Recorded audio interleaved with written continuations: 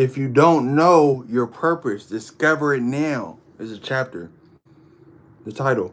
Without a conscious life purpose, a man is totally lost, drifting, adapting to events rather than creating events. Without knowing his life purpose, a man lives a weakened and impotent existence, perhaps eventually becoming even sexually impotent or prone to mechanical and disinterested sex. The core of your life is your purpose. Everything is life, from your diet to your career, must be aligned with your purpose. If you are to act with coherence and integrity in the world, if you know your purpose, your deepest desire, then the secret of success is to discipline your life so that you support your deepest purpose and minimize distractions and detours.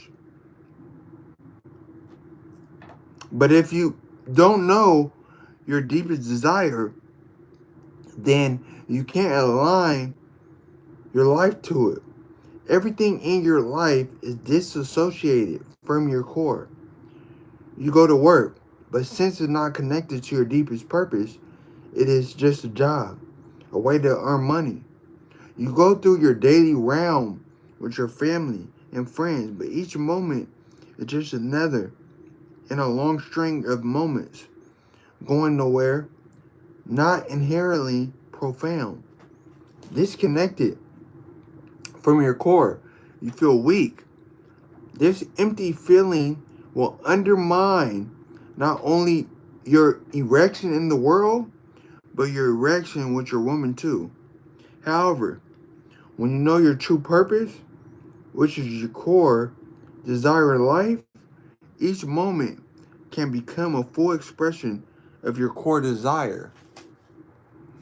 Every instant of career, every instant of intimacy is filled with the power of your heart purpose.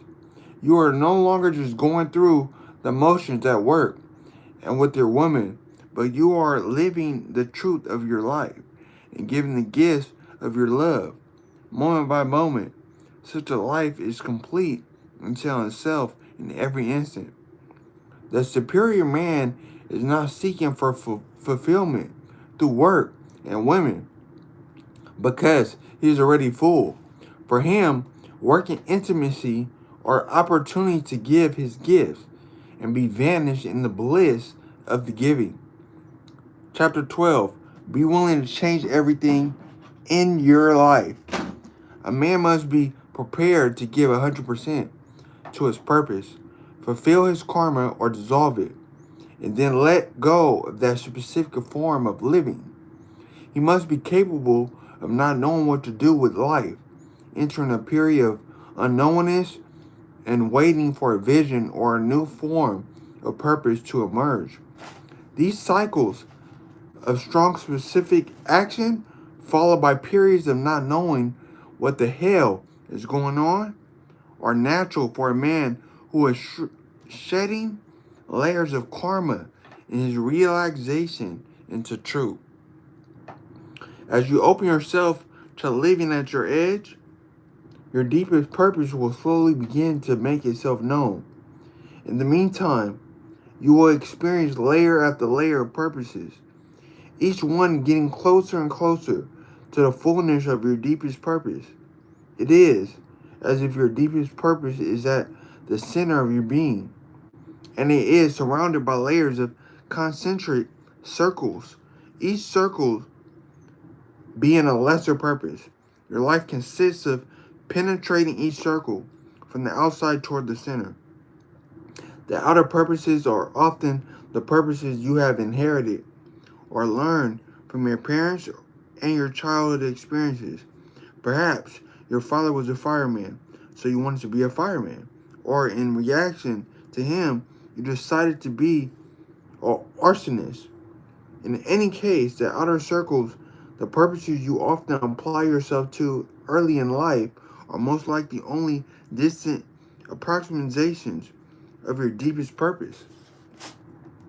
If your deepest purpose is to meditate and realize God, you might find that before you could totally dedicate yourself to this practice, you must work your way through the concentric circles of playing with sexual partners, using drugs, getting married, raising children, developing a career, and finally, having dissolved your fascination and need to do all of that, getting down to the business of full-time meditation.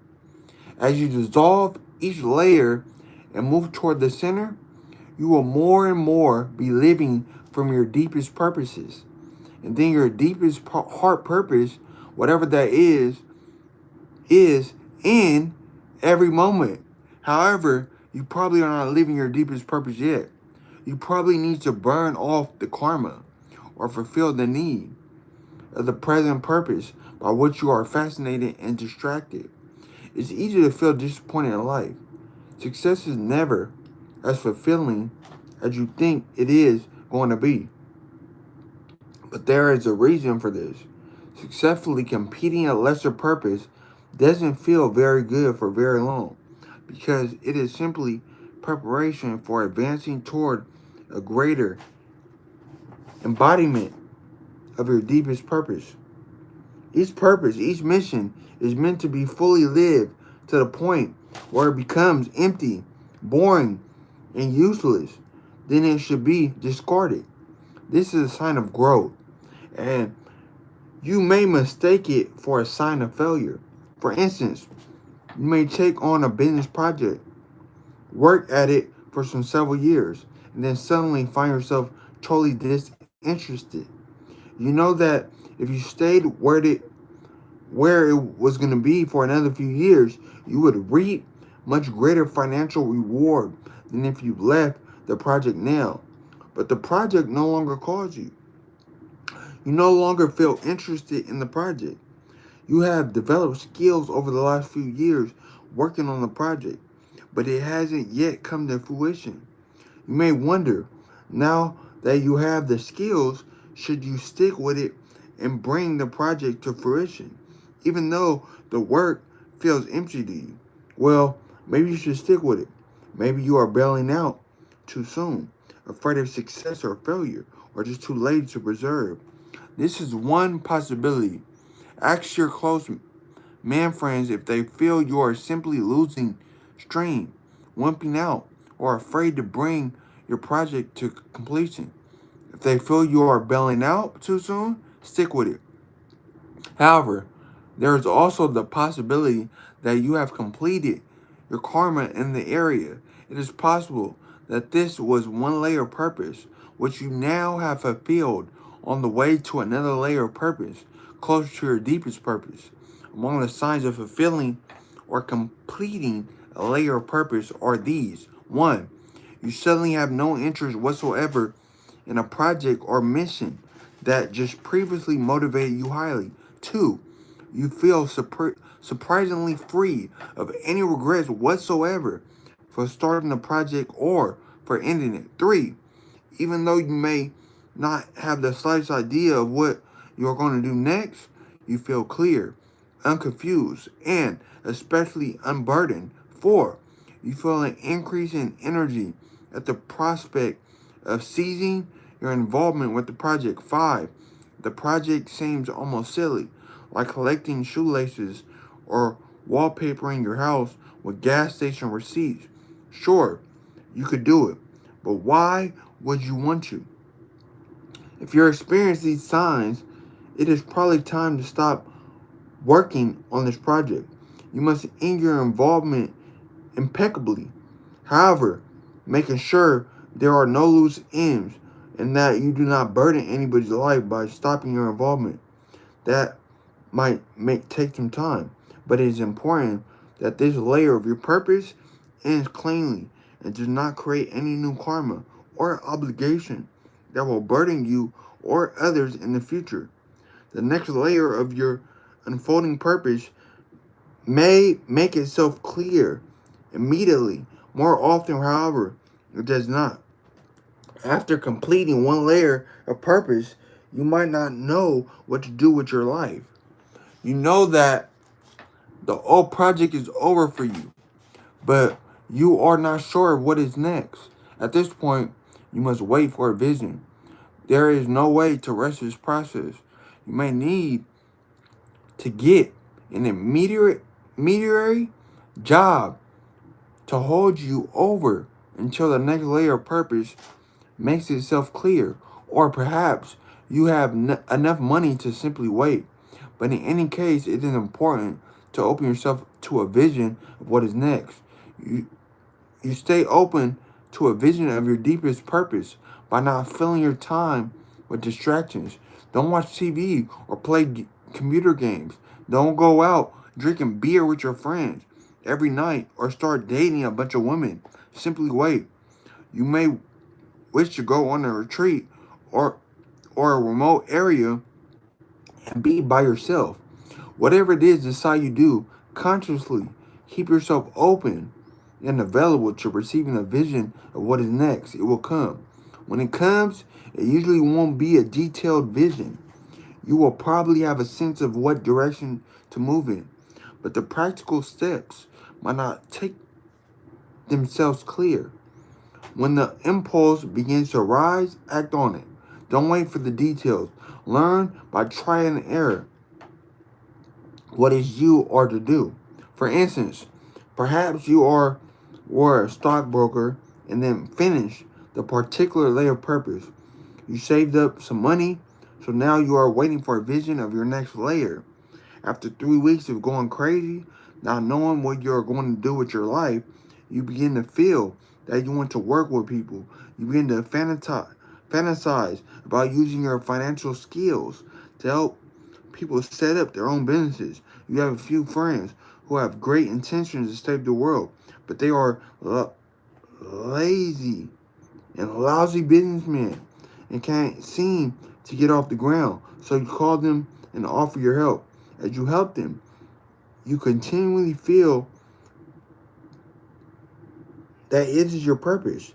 You might have a few false starts, but eventually you find that dozens of nonprofit groups are telephoning you, asking for your advice.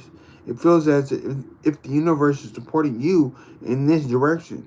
You have no idea whether you can earn a living doing this, but it feels right for now. So you apply yourself fully to it. You give your gift 100% without holding anything back. Soon, a wealthy man finds out about what you're doing. He admires your total commitment and your orientation to serve others. He becomes your patron. Now you are set. You have a good income. You are doing what you really want to do. And you are helping others. You love what you do. So you generate love in those who come in contact with you. Your life feels full. And then one day, a few years later, it is finished. This layer has dissolved and the cycle begins again and again until you have penetrated all the layers into your deepest purpose. Then you act fully into the purpose. Two is dissolved in the bliss of love that you are. Chapter 13. Don't use your family as an excuse. If a man discovers his deepest purpose, or if he permanently compromises it and uses his family as an excuse for doing so, then his core becomes weakened and he loses depth and presence. His woman loses trust and sexual polarity with him, even though he may be putting much energy into parenting their children and doing the housework. A man should, of course, be a full participant in caring for children and the household. But if he gives up his deepest purpose to do so, ultimately everyone suffers. Take care of the children and the house as much as you want. Just remind yourself and remember that if you give up your true purpose to do so for too long, you are not really helping anyone.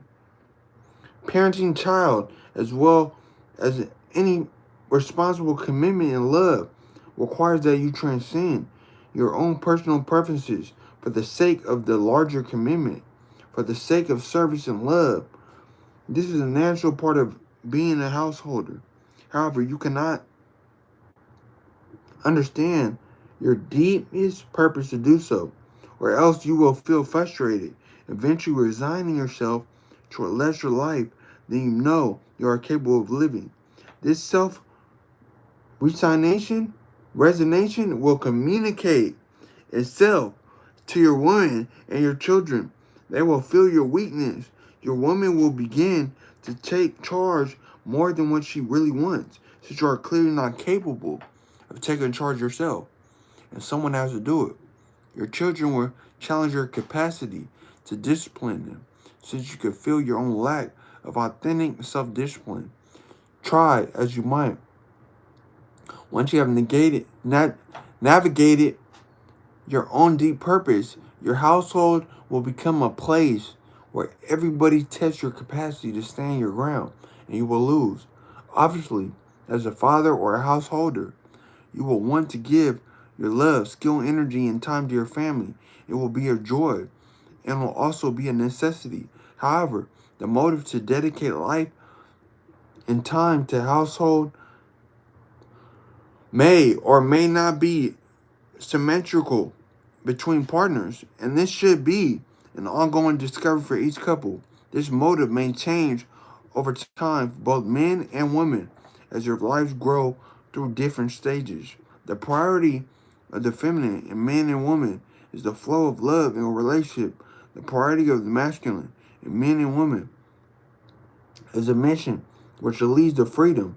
Ultimately, true freedom and true love are the same. However, the journey of the masculine and feminine to this union of love and freedom is very different.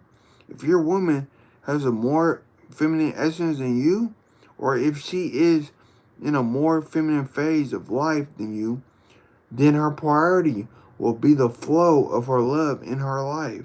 Her core will be much fulfilled by the love she shares with the children than yours will be.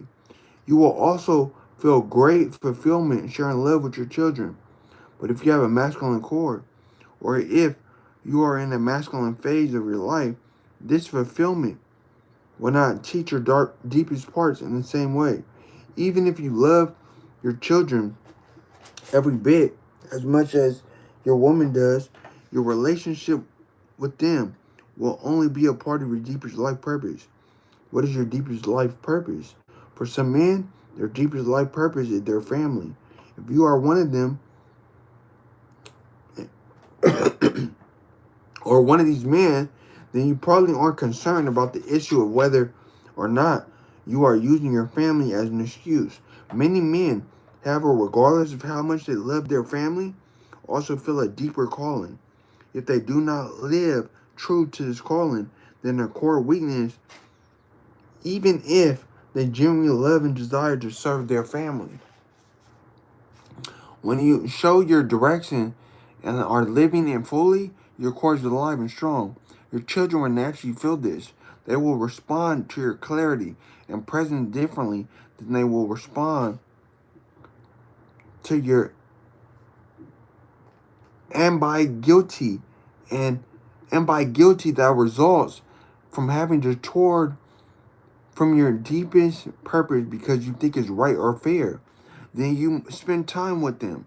A short period of time with the father who is absolutely present, full of love, undivided inside, and sure of his mission in life will affect your children much more positively than if they spend lots of time with a father who is in his intent and has lost touch with his deepest purpose.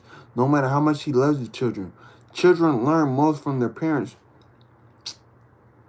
by osmosis. If their father is simply weakened and compromised, this will favor this will flavor their experience of his love, just as you did with your father. Your children will unconsciously replicate or react to an emotional taste they absorb from you. Your essential emotional tone, at ease in your deepest purpose, or feel for an ambiguity of your intent becomes part of your children's home. If you and your woman both work, it is better to make arrangements with other families to timeshare child caring, or to hire someone to help with your children, than to permanently compromise your deepest purpose and truth because you feel you must do so to spend more time with your children. It is not the amount of time, but the quality of the interaction that most influences a child's growth. Children are sensitive to emotional tone. If you're not full in your core, aligned with your deepest purpose, and living a life of authentic commitment, your children will feel it. For their sake, your sake, and your woman's sake, discover your deepest purpose. Commit yourself completely to its process and find a way to embrace your family as you do so. Be with your woman and your children without compromise or empathy. Don't use your family as an excuse to be less than you could be. With birth control so steadily available, children are a choice. If you choose to be a householder and raise children, you are responsible for serving them as much authentic love as possible, which you can only give if your life is aligned with your deepest purpose. Don't cheat your family of your fullest core, and don't use them as an excuse to avoid the work it will take to manifest your highest vision. You can give love to your family and engage your life's work if you discipline yourself to act on the deepest desires with priority. Then, when you are with your family, you are with them totally, since there is no chronically unfinished business in your life to distract you, and no inner about what and where you want to be or what you really want to be doing. Thank y'all for y'all time. Thank y'all for y'all time, man. Read this book, The Way to Superior Man, if you haven't. So we're going to stop right there at page 48, chapter 14. So later tomorrow we'll be reading that chapter. Don't get lost in tasks and duties. Make sure y'all like, follow, share, subscribe, all that. Thank y'all for y'all time again. We global. See y'all soon.